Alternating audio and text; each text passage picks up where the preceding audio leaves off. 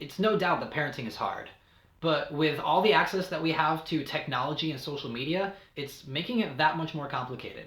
And it's not uncommon to see 8 and 9 year olds walking around with their own device today, which means that every parent is going to have to make a decision about whether your child needs one of these or when is the right time to get them one. So before you go out and buy your kid a smartphone, here's a couple things you may want to take into consideration. The first one is cell phone and technology addiction. We always joke about how teenagers are so addicted to their phones these days, but there's a surprising amount of science behind that. Way back in the 1970s, there was a bunch of research done on casinos by psychologists about how to make casinos as addictive as possible. Well, guess what? Apps like Facebook and Instagram were the first to do this, and now all of the rest of them have followed suit. But they've taken those same findings and they've applied those to all the apps that are on your phone. So you were literally walking around with a slot machine in your pocket. When you think about it, all of the flashing lights and the bells and whistles and even the act of scrolling through Facebook or Instagram, that was all intentional. Because the more time you spend on that app, the more ad revenue they get. So they have an incentive to keep you addicted to it. What it's actually doing to your brain is that every time you do that, you're releasing a chemical called dopamine. And dopamine is the pleasure hormone in your brain. And it's not just experience pleasure, but it's the anticipation of something pleasurable. Whether that's leveling up in a game or scrolling through and seeing the next great meme on Facebook. And the problem is that over time, the more exposure you have to a stimulus, the less receptive your brain becomes to it, requiring even more of it, just like a regular addiction. And they actually did studies on people's brains that are addicted to these, and when they did brain scans, they found that they were nearly identical between people addicted to technology and people that are addicted to cocaine. So we may want to think twice before handing our child with an underdeveloped brain who's much more susceptible to that before handing them one of these devices. The second one is going to affect girls more so than boys, but it does affect boys as well, and that's the idea of this comparison trap. When did women in America start having body image issues and self-worth issues? It's when we started seeing all of these billboards and magazines and commercials with models and celebrities on them with these impossible looking bodies and trying to have things that you don't. Right? But we all know that those models don't actually look like that. They're covered in makeup and they're photoshopped. Well, now with the filters on apps like Snapchat and Instagram, people can post perfect looking pictures of themselves. And so when especially a young girl sees that and they look at themselves and think, I don't have a body like that.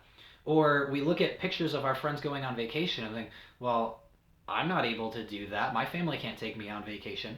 And that leads to all sorts of issues where we're constantly comparing ourselves to the best of what everybody else has. And they actually found that any teenager between the ages of 14 and 18 that spends 7 hours a day on social media, which I know that sounds like a lot, but that's actually quite normal for a lot of them. But 7 hours a day makes you twice as likely to be diagnosed with clinical depression or other mental health disorders. So again, there's a lot of pros that come to these, but we really have to weigh them against the cons. The third one is going to affect disproportionately the boys, and that is exposure to pornography. We all know that pornography is absolutely terrible for us. It is literally addicting, just like drugs are, but it also leads to other things like boys beginning to devalue women and treat them as objects instead of fellow image bearers of God, and it'll lead to intimacy issues and actually a drop in testosterone levels, and it causes men when they get married to have incredibly unrealistic expectations of their wives. But did you know that 97% of boys and 83% of girls by the time they turn 18 have been exposed to pornography? And guess what the average age of exposure is? It's 10. 10 years old. And if you give your kid a cell phone with no restrictions on the internet, you have handed them guaranteed exposure and unlimited access to all the pornography they could ever want. If you're worried about this, there's a couple websites that you can go to, like Fight the New Drug and Covenant Eyes, that have a lot more information on pornography addiction and how to fight against it. But the fourth thing is a problem that a lot of kids face. We all know how big of a deal bullying is in our society today. Well, did you know that the number one form of bullying is cyberbullying? And 1 out of 3 students are being cyberbullied. And if they don't have a cell phone, then their ability to receive or even give that is decreased. Having worked with teenagers for a long time, I think you would agree with me when I say that there is nothing more vicious than a junior high girl. The stuff that they will say and do to each other, even the people that they call their friends, is so cruel.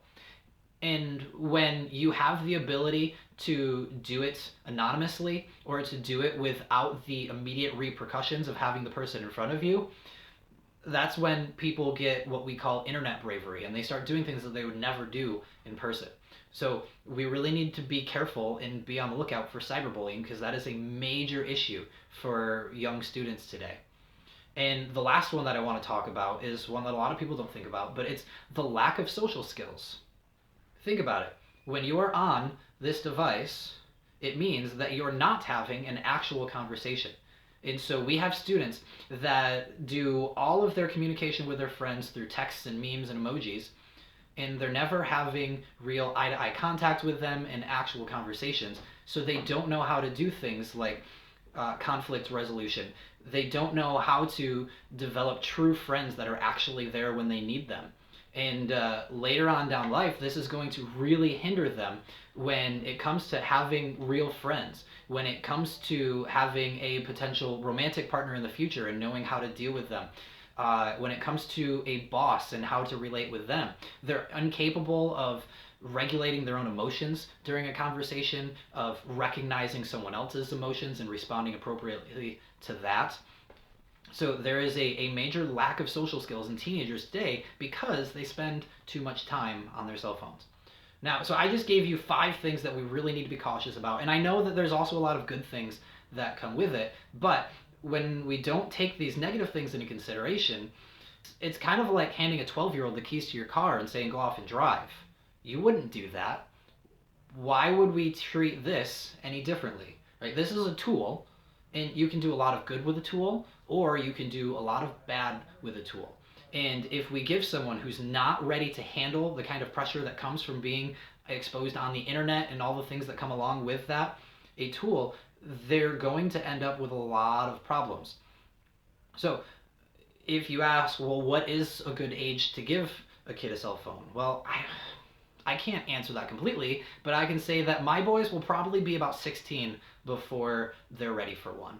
If you feel like you need to be in contact with your kids, be it because of your work schedule or they're in sports or something, some kind of after-school activity, a really good option is just buy them a flip phone, right? Give them a phone that's cheap, that has no access to the internet, but you can still call and text them whenever you need. That solves all of these problems that I just mentioned.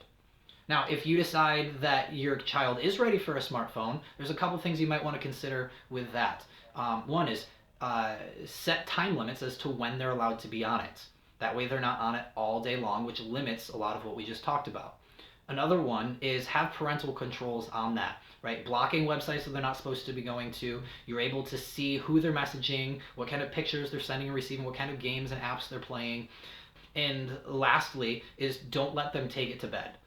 The blue light that comes off of that, it stimulates your brain and actually keeps you awake even longer, which means that there's a lot of kids who are on their cell phones all night and are missing out on very valuable sleep, because sleep is one of the most important things for your health. Teenagers should be getting 8 to 9 hours of sleep every night. So this is a decision that every parent is going to have to make for themselves, and I'm not trying to tell you whether you should or should not, but hopefully you'll take these things into consideration so that way you can make the wisest choice for your family.